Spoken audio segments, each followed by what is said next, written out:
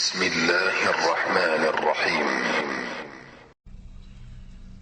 الحمد لله حمدا كثيرا طيبا مباركا فيه كما يحب ربنا ويرضى. أشهد أن لا إله إلا الله وحده لا شريك له، وأشهد أن محمدا عبده ورسوله الناصح الأمين. اللهم صل على نبينا محمد وعلى آله وصحبه أجمعين ومن تمسك بسنته إلى يوم الدين. ثم أما بعد، يا عباد الله، قال العلامة إمام عثيمين رحمه الله تعالى: أيها الناس اتقوا الله. O humanity, O people, fear Allah Azza wa Jal. واحذروا مساوي الأخلاق, and beware of evil and despicable morals and characteristics. فإن الأمم تنحط بالأخلاق, because there have been nations that have gone down and gone into decline due to evil morals and despicable characteristics. وكان النبي صلى الله عليه وسلم يقول, and the Prophet صلى الله عليه وسلم, he used to say, اللهم جنبني منكرات الأخلاق والأعمال والأهواء والأدواء, يعني الأمراض. He said that the Prophet sallallahu alaihi wasallam, he used to say, "O Allah, keep me away from evil morals, deeds, desires, and diseases, sicknesses." It is incumbent, ya ibad, that we follow the sunnah of the Prophet sallallahu alaihi wasallam in having a concern from evil character and despicable morals. It is incumbent that we ask Allah subhanahu wa ta'ala, and that we beg Allah subhanahu wa ta'ala to save us from evil morals and despicable characteristics and character. This is a must. وكان النبي صلى الله عليه وسلم يقول, and the Prophet صلى الله عليه وسلم, he used to say, اللهم اصرف عني سيء الأخلاق والأعمال لا يصرف عني سيئها إلا أنت. The Prophet صلى الله عليه وسلم used to say, "Oh Allah, remove from me bad character and actions. Remove from me bad character, bad morals, and bad actions. And that none can remove such from me except for you." Ya ibad, we see from these two hadith and these two supplications of which the Prophet ﷺ, he used to beseech Allah with, the importance of being on our guard as relates to bad character and evil morals. And that from the greatest of the means by way in which an individual can protect himself from such is to beg Allah Azza wa Jal to save him from bad character, to save him from evil morals. We have to be of those who are constantly asking Allah subhanahu wa ta'ala to save us from bad character and from evil morals. Inna min masawi al-akhlaq, and that verily from the bad character and evil morals, ما ذكره النبي صلى الله عليه وسلم, is that which the Prophet صلى الله عليه وسلم, he mentioned.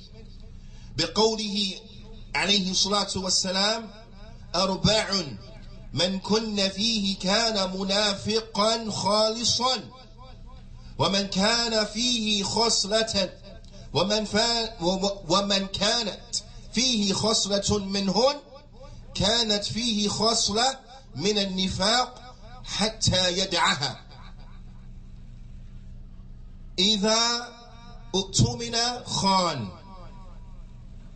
وإذا حدث كذب وإذا عاهد غدر وإذا خاصم فجر. The Prophet ﷺ, he said, what translated means, and that there are 4 characteristics that if an individual has them in him, then he will have in him the characteristics, the complete characteristics of the hypocrite. There are 4 characteristics. Whoever has them in him, then he will have the complete characteristics of the hypocrite. He will be a complete hypocrite in his actions.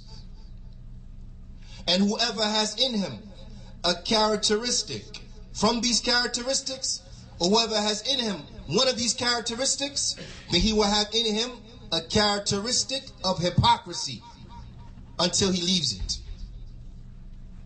And then the Prophet ﷺ, he mentioned them. They are: when he is entrusted, he betrays the trust.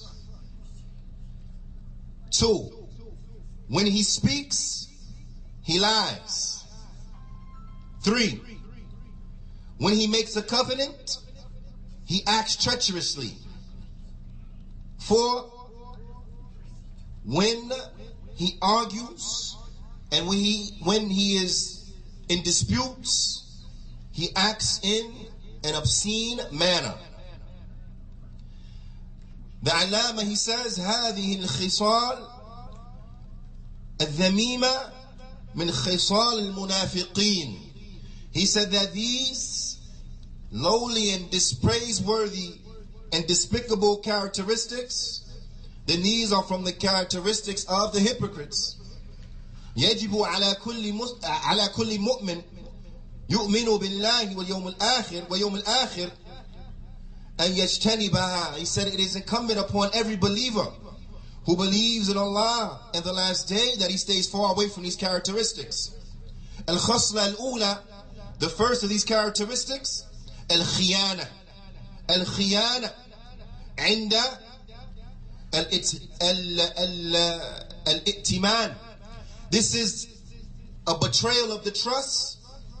A betrayal of the trust when one is entrusted with something. This characteristic of betraying people's trust when we are entrusted with something, or the betrayal of the trust when one is entrusted with something, then this is from the characteristics of the hypocrites. This is a characteristic of hypocrisy. وَيَدْخُلُ فِي ذَلِكَ الْخِيَانَةِ. And what enters into this betrayal, this type of betraying of the trust, as relates to money, fil amwal, wal asrar, and secrets, wal wilayat, and of things that we have been entrusted with. We have responsibility over their safeguarding and protecting, so on and so forth. That betraying the trust in any one of these affairs enters into the betraying of the trust. The betrayal of the trust, whether it is in a financial way, or the betraying of the trust, whether it is with regards to a secret, or the betraying of the trust as relates to those who we have been entrusted over, so on and so forth, all of this will enter into this characteristic of hypocrisy. فَمَنْ, so whoever اتمنك على ماله لإصلاحه وتميمته فلم تعمل فيه فأنت خائن. So whoever has entrusted you with something from his money, so as to safeguard it, so as to protect it, so as to increase in its investment, or to give some advance to it, and so on and so forth, and then you do not do what you have stated that you would do, or you do not do that which you have been entrusted to do as relates to that person's money, or as relates to that person's wealth, then verily, then you are a betrayer. You are a betrayer of the trust. فَمَنْ أَعْطَاكَ الْمَالًا, whoever gives you some type of money, فَهَابَيْتَ فِيهِ قَرِيبًا أَوْ صَدِيقًا فَأَنْتَ خَائِنٌ. Whoever gives you something from money, he entrusts you with something from money to do right by way of it, but then you misappropriate this money and you biasly utilize this money by giving it to a family member of yours, or by giving it to a friend of yours, misappropriating that trust, then you are a betrayer. You are one who has betrayed the trust. وَمَنْ وَاللَّهُ اللَّهُ عَلَى يَتِيمٍ, and whoever Allah gives him authority over an orphan, he puts under his care an orphan, فَفَرَّطَ فِي حَضَانَتِهِ, but he is one who is neglectful as relates to the rearing of that child in his small age. وَتَأْدِيبِهِ, and he is neglectful as relates to the education, the proper Islamic rearing of that child. وَحِفْظِ مَالِهِ, and he is neglectful as relates to the protection of the whatever money or wealth that may be connected to that child, to that orphan. فَهُوَ خَائِنٌ, then he is a betrayer of the trust. He is one who has betrayed the trust. وَمَنْ حَدَّثَهُ, and whoever حَدَّثَهُ أَخُوهُ بِسِرٍّ فَأَفْشَاهُ فَهُوَ خَائِنٌ, and whoever his brother entrusts him with a secret, he tells him a secret, something confidential, and then this one turns around and he tells it, he spreads that secret, he lets people know what the secret was, then he is a betrayer of the trust. He is a betrayer of the trust, as enters into this evil characteristic. وَمَنْ تَوَلَّى وِلَايَةً صَغِيرَةً وَمَنْ تَوَلَّى وِلَايَةً صَغِيرَةً كَانَتْ أَوْ كَبِيرَةً, and whoever is entrusted with an affair, something is put under his responsibility, whether it is something that is small or something that is big. أو توكلوا على شيء مؤتمنا عليه فلم يعمل فيه بالأصلح فتلك خيانة, and whoever is entrusted with something from those things that are entrusted to an individual, or he's entrusted with something from a confidential standpoint in the like, and he does not act in accordance to what is best, he does not act in the best way as relates to the protection and safeguarding of that trust, then this is from betrayal. This is from khiyana. This is from the betraying and the deception and the like. Then this will enter into this evil characteristic of the hypocrites, that when they are given a trust, they betray the trust. When they are entrusted with something, they betray that trust. This will enter into the betraying of the trust. Yeah, ibad, we have to be upon our guard as relates to these things. We have to be upon our guard as relates to these things, because all of the aforementioned things, and they will enter under the banner of the betraying of the trust. وَأَمَّا خَصْلَ الثَّانِيَةِ, and it relates to the second characteristic, مِنْ خِصَالِ الْمُنَافِقِينَ, from the characteristics of the hypocrites, الْكَذِب, it is lying. كذب, it is lying. فَإِنَّ الْكَذِب يَهْدِي إِلَى الْفُجُورِ, because lying, it leads to obscenity. وَإِنَّ الْفُجُورِ يَهْدِي إِلَى النَّارِ, and obscenity, it leads to the fire. وَلَا يَزَالُ الرَّجُلُ يَكْذِبُ وَيَتَهَرَّى الْكَذِبِ حَتَّى يُكْتَبَ عِنْدَ اللَّهِ كَذَّابًا, and a man, he will consistently lie, and he will endeavor to lie until he is written with Allah as being a liar. A man, he will lie, and he will make it his objective to lie, and he will be consistent upon such until he is written with Allah as a liar, that this man is a liar. With kadhib, أن تحدث أخاك حديثا وهو خلاف الواقع جادا أو هازلا, and lying is to say to your brother something that is contrary to the truth. To say to your brother something that is contrary to reality. Whether you are serious about that or whether you playing around. Whether you serious about that or you're just joking. All of this enters into lying. سواء ترتب على ذلك مضرة عليه أم لا. regardless on whether that lie will lead to harm or not. Regardless on whether that lie, it will lead to harm or not. Lying to your brother, whether you sincere about it or you playing. Lying to your brother, whether you trying to be straight up or you just joking around. It's all lying, it's all haram. And it is from the characteristics of the hypocrites. وعن النبي صلى الله عليه وسلم أنه قال ويل للذي يحدث فيكذب ليضحك به القوم ويل له ثم ويل له. The Prophet ﷺ, he said, and woe to the individual who speaks and then he lies in order to make a people laugh. Woe unto him, then again woe unto him. The Prophet ﷺ, he said, woe to the person. One time, what he do? He talks and he lies to make people laugh. When one hears it like it is hadith, how in the world could he think that it's permissible to be a Muslim comedian? How in the world could he think that there's some benefit and there's some grandeur, there's some prestige in a Muslim comedian? Wa'iyadhu billah.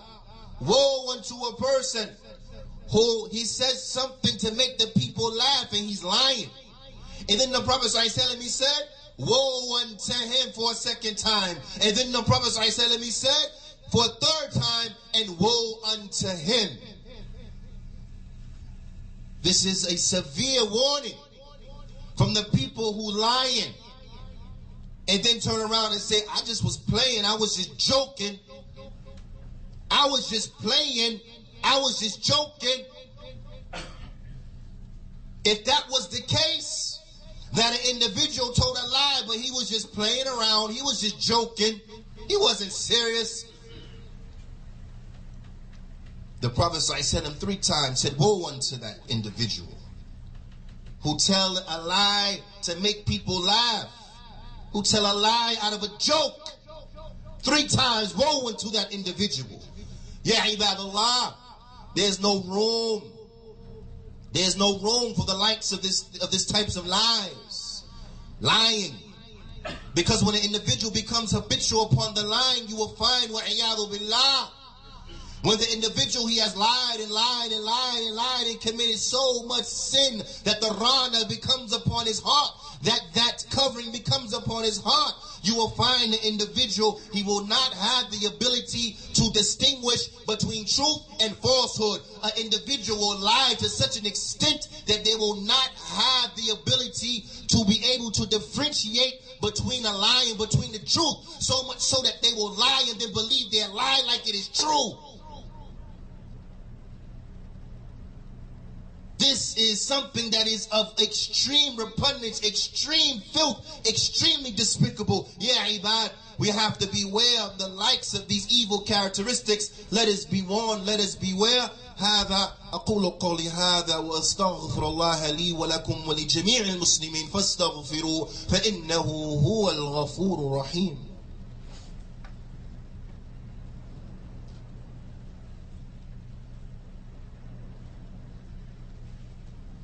بسم الله والحمد لله والصلاة والسلام على رسول الله وبعد.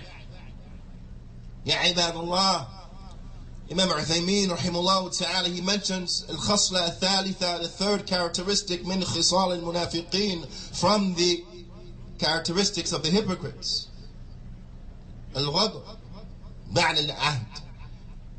It is to act in a treacherous manner after you had given an oath, after you had made a promise. فيعاهده في الأمر من الأمور. He takes an oath, a promise, and an affair from the affairs. ويعطيه ذمته, and then he's given an agreement. ثم يغدر به, and then he betrays it. He acts treacherously. ولا يفي بعهده, and he does not fulfill his trust. He does not fulfill that which he was, or that which he promised. He does not fulfill his covenant. Nah, a better way to say that. He does not fulfill his covenant. He does not fulfill his promise. The believer, لا يخلف وعده. The believer does not break his promise. إلا bi'udhr, except with an excuse.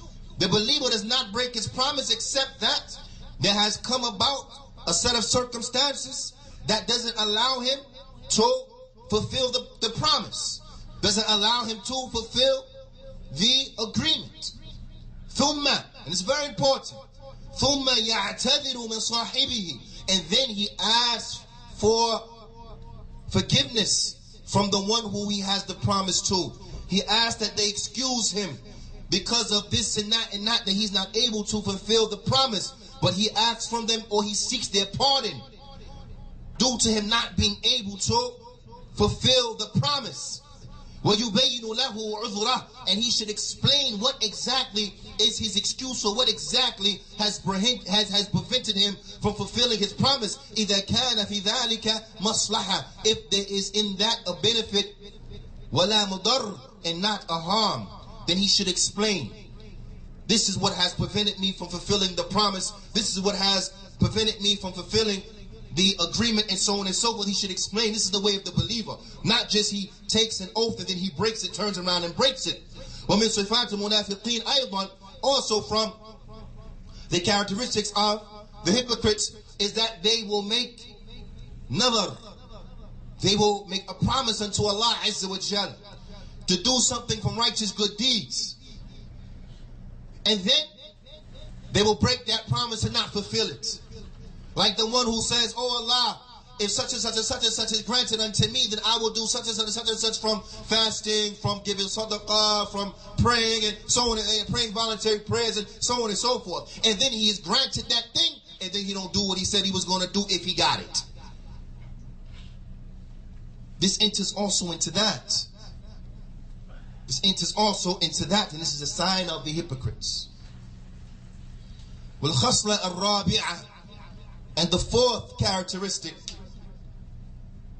مِنْ خِصَالِ الْمُنَافِقِينَ, from the characteristics of the hypocrites, الْمَذْكُورَةِ فِي هَذَا الْحَدِيثِ, that is mentioned in this hadith, إِذَا خَاصَمَ فَجَرًا, that when they dispute, when they argue, they become obscene. They become obscene. وَالْفُجُورِ فِي الْخُصُومَةِ, and what enters into obscenity and acting in a most inappropriate manner as relates to argumentation, and يَدَعَ الْإِنسَانِ مَا لَيْسَ لَهُ, is that an individual inside of an argument and dispute, he will start to seek rights that don't belong to him. He'll start to seek things that are not rightfully his. أو ينكر حقا ثابتا عليه, or he will refuse to give the right that is firmly established upon him. Someone else is due a right. He owes someone a right, but because of the dispute, he don't want to give the person the right. All of this enters into acting in an obscene manner when arguing, when in dispute. Person gets into a dispute. Now we start asking for what's not his. They get into a dispute, stuff that's upon them now, they don't want to do it. And as an example, let us be warned, when it comes to individuals who are going through a divorce, when it comes to custody, when it comes to taking care of those children and so on and so forth, how often is it, وَعِيَاذُ بِاللَّهِ, that you find individuals, even from those who attribute themselves to the Sunnah, and they refuse to give the right that is upon them. So you find how many of the deadbeat dads there not taking care of the children. What's the excuse? They're not with the mother no more. You still got to take care of your children. Not feeding their children. What's the excuse? You're not with the mother no more. You still got to take care of your children. Or people asking for rights that's beyond what is due to them, like those women who ask for well and beyond what is due to them, who ask for well and beyond what is due to the children. Perhaps it only suffices to take care of the child $50 a week. She asks for $200 a week. وَعِيَاذُ بِاللَّهِ. All of this enters into acting in an obscene manner in a dispute. And then how much more is this amplified?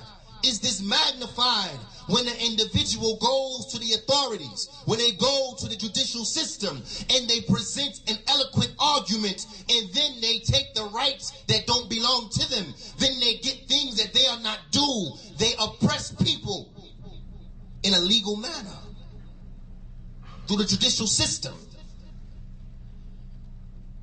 The Shaykh, rahimahullah ta'ala, he mentions that even if something is given to you through the judiciary that is not rightfully yours, but due to the eloquence of your argument, you got it, it doesn't benefit you, but in fact it is harmful to you. As the Prophet sallallahu alaihi wasallam, he mentioned, "Innakum takhtasimuna ilayya." He said that verily, you come to me with your disputes. You come to me as disputing parties. فَلَعَلَّ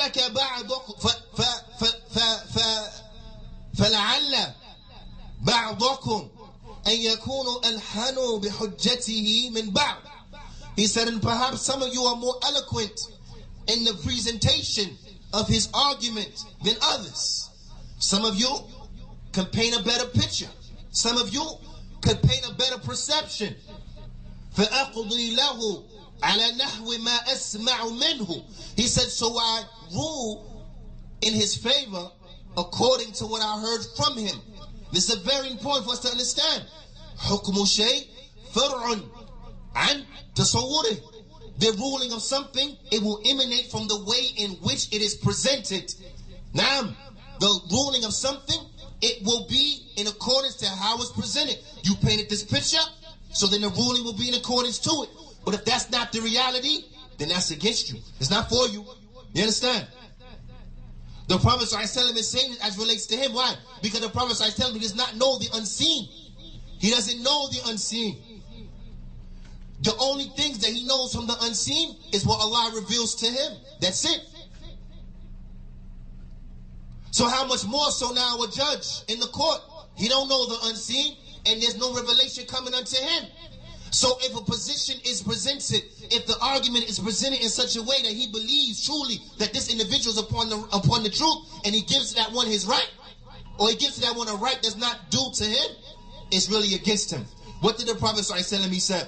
He said, فَمَنْ قَطَعْتُ لَهُ مِنْ حَقِّ أَخِيهِ شَيْئًا فَإِنَّمَا أَقْطَعُ لَهُ قِطْعَةً مِنَ النَّارِ. The Prophet ﷺ, he said, so whoever I give anything from the right of his brother to him, whoever, due to the eloquence of the presentation, I give his brother, I give you your brother's right, but it's not really yours. But I thought it was yours, but it's not really yours, and I give it to you anyway. Now, he said, then verily I'm only giving you a piece of the fire. If due to the presentation, the person gets something, but it really don't belong to him, he really don't deserve it, he ain't getting away, he didn't get over. He's only been granted a piece of the fire. The Prophet ﷺ, he said, مَنِ اقْتَطَعَ حَقَّ امْرِئٍ مُسْلِمٍ بِيَمِينِهِ فَقَدْ أَوْجَبَ اللَّهُ لَهُ النَّارِ وَحَرَّمَ عَلَيْهِ الْجَنَّةَ. The Prophet ﷺ, he said, whoever gets the right of a Muslim, whoever gets the right of a Muslim due to swearing a false oath, they swear by Allah a lie. They swear by Allah, but they lying. And because of that, they are given the right that doesn't belong to them. The Prophet ﷺ said, then verily, verily, it is obligated that Allah give that person the fire and make haram for that person Jannah. فَقَالَ لَهُ. So a man said unto him, فَقَالَ لَهُ رَجُلٌ. A man said to him, وَإِنْ كَانَ شَيْءٍ يَسِيرًا يَا رَسُولَ اللَّهِ. He said, even if it's something that is little, O Messenger of Allah, even if it's something that is little, even if they wrongfully, unjustly get their brother's right, but it's something that's really little. فَقَالَ النَّبِيُّ صَلَّى اللَّهُ عَلَيْهِ وسلم, the Prophet ﷺ, he said, وَإِنْ كَانَ قَضِيبًا مِنْ أَرَاقٍ. He said, even if it is a branch of the arak tree, meaning what? Even if it is a siwak, you get a miswak that really belongs to your brother, but you take it for you, a miswak, a siwak, even if it's something as small of a siwak that you take unjustly, unrightfully, that it is applicable unto you what the Prophet ﷺ mentioned. Taking the right of a Muslim that it don't belong to you. But you only get it because you swore by Allah. The Prophet ﷺ said, Man halafa ala yameen yaqtati' biha mal imri'in muslim huwa fiha fajirun laqiya Allah wa huwa alayhi ghadban. He said, whoever takes the right of a Muslim due to him swearing a false oath, this individual know he's wrong, the individual's a criminal, then he will meet Allah and Allah is angry with him. He will meet Allah and Allah is angry with him. Yeah, ibad, pay attention to this. Whoever presents a situation and they take the right of a Muslim, it don't belong unto them, then these threats are upon your neck until you make tawbah and you give back what's not rightfully yours. Be warned. How many of the case of individuals who they will go to the judicial system, present an eloquent case, have a very skillful lawyer, then they get rights that don't belong to them. The threat is on your neck until you give back the rights. How many of the individuals present a case, hatta to the ulama, they present a picture that is not accurate, then they get a ruling based on what they presented, and then use that ruling to oppress their brother or their sister. The likes of this is on your neck until you return the right and you set things right, until you clarify the error and you return the right to the brother or the right to the sister. We have to be very careful as relates to this. We have to be very careful as relates to this, because one, it is from the characteristics of the hypocrites. Two, it has attached to it the necessity of a person going to the fire. Three, it has attached to it the necessity of a person being barred from going to Jannah. Next, it has attached to it the necessity of meeting Allah subhanahu wa ta'ala, and He's angry with you. He's angry with you. When an individual reflects, one who has iman, he realizes what? There's never a situation that is worth this. There is never a situation where the gains will outweigh the risk of this. There is never an upside to oppressing someone and taking their right. There is never an upside to presenting a situation contrary to the way that it really is, and then getting something in your favor unrightfully, unjustly, taking that which does not belong to you. There's never a benefit in doing that. Let us be warned, ya ibad. As Allah subhanahu wa ta'ala, He says, وَلَا تَأْكُلُوا أَمْوَالَكُمْ بَيْنَكُمْ بِالْبَاطِلِ, and do not eat the money one of you of another in falsehood. وَتُدْلُوا بِهَا إِلَى الْحُكَّامِ لِتَأْكُلُوا فَرِيقًا مِّنْ أَمْوَالِ النَّاسِ بِالْإِثْمِ وَأَنْتُمْ تَعْلَمُونَ. And let there not go a party of you to the rulers, meaning to the judges and the judiciary, so that a party takes from the money of the people bil ithm, in wrong, unjustly, and you know better. You taking what doesn't belong to you and you know better. The ulama, they explain that what enters into this are those individuals who they bribe the judges, or they have some kind of conspiracy, or they conspire in taking cases to certain judges and so on and so forth, so as to get rulings that are in their favor. So as to get rulings that are in their favor, oppressing others and taking the right from others, and then turning around and saying, well, I was justified because, look, the judiciary said this, and look, it was said like that.